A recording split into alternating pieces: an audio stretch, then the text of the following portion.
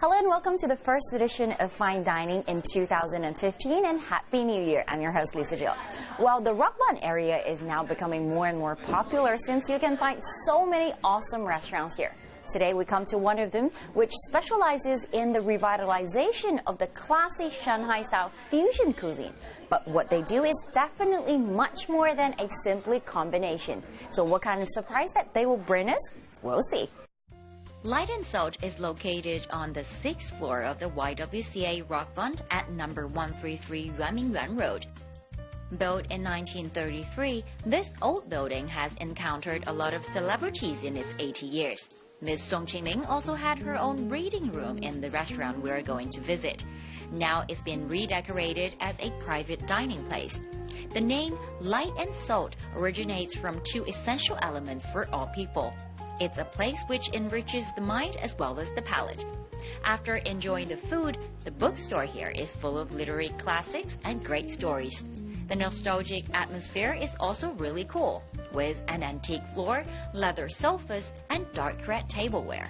It brings us back to the 1930s with a neat Western and Shanghai mix. We ordered Russian soup, Wagyu beef tartare, roasted miso cod, Shaoxing snail, and triple milk sponge cake. All right, as we've introduced, we're going to have some classic Shanghai-style fusion cuisine today. So to start with, this is my Russian soup. This is a transliteration of its English name in Chinese. We call it luo song tang. At the very beginning, the original ingredients and recipe was based on a lot of braised beef and vegetable.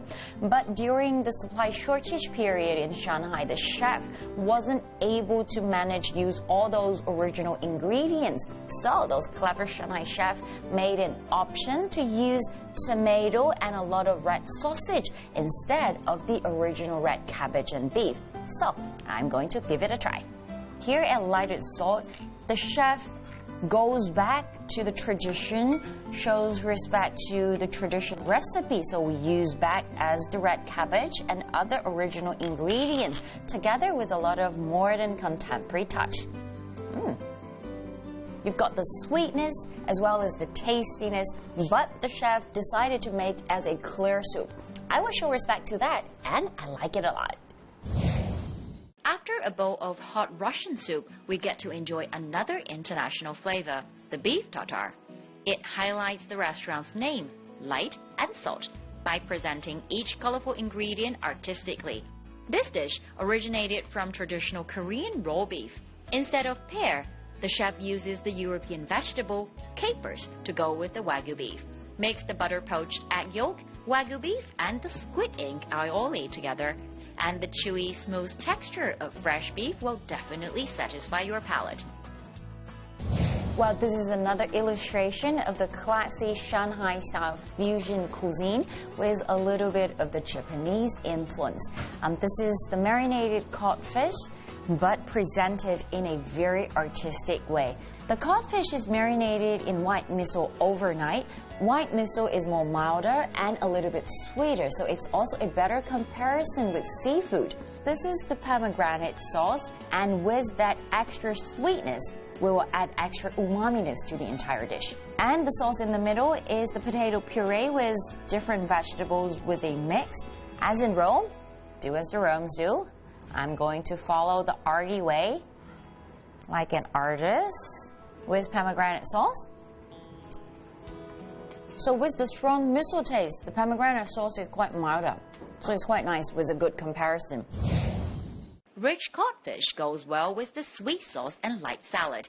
While I'm trying the Japanese-style codfish, our chef Raphael is preparing its Shanghai French-style snails for me. Snail is very typical French cuisine. Other than baking or grilling, stir-frying adds a Chinese touch to this traditional European ingredient. According to Raphael, in addition to the typical Shanghai style of braising, this dish will help you discover more clues to the city's flavor. And together with the bone marrow and the snail, they use a little bit of the yellow wine and the porter wine to create a little bit of the fusion style. Now I'm going to try it. And there are also some Shanghainese touch in it. This is the broad bean candou that we Shanghainese loved a lot. The snail is already de-shelled, so it's quite easy when you eat it. I didn't expect the snail would taste like this because this is fried or sauteed. So somehow you've got a little bit of the smoky or charcoal flavor on the snail. Very nice. Aromatic. Very nice. For dessert, let's combine the flavors of Mexico and Shanghai in this unique style of sponge cake. This is the triple milk sponge cake. What's so special is the sponge cake will be soaked in milk overnight, so it's quite moisturized.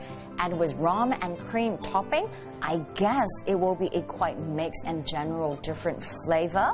On the bottom of my bowl, there is a lot of basil paste, so it will be a different layer of flavor, I guess, together with a lot of mixture fruit. That will be a quite nice ending to the entire meal. Oops, almost forgot. All of the dishes that I had today are also available only on FineDining smartphone application, and your purchase will be safe and easy through Alipay wallet. Now, bye! The fine dining menu in this episode is recommended by food critic Lawrence Lowe. Oriental style cooking, for example, Japanese cooking, the use of codfish, the variety is different. This is actually European codfish. As you can see, very thick and less oily. I think in this restaurant we have the very traditional kind of European food ingredient, but with a fusion of Oriental aspect, which makes kind of the old style Shanghainese Western restaurant marrying the Western ingredient with Oriental style.